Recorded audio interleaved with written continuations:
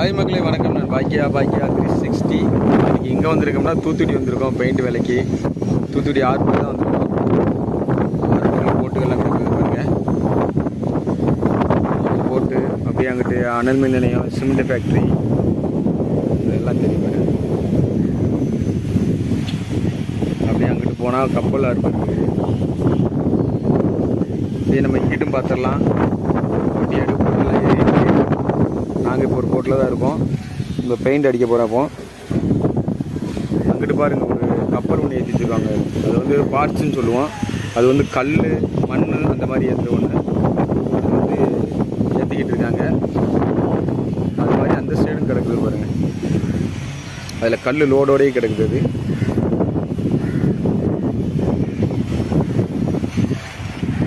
இதுதான் போட்டு ஏற்றுற இடம்.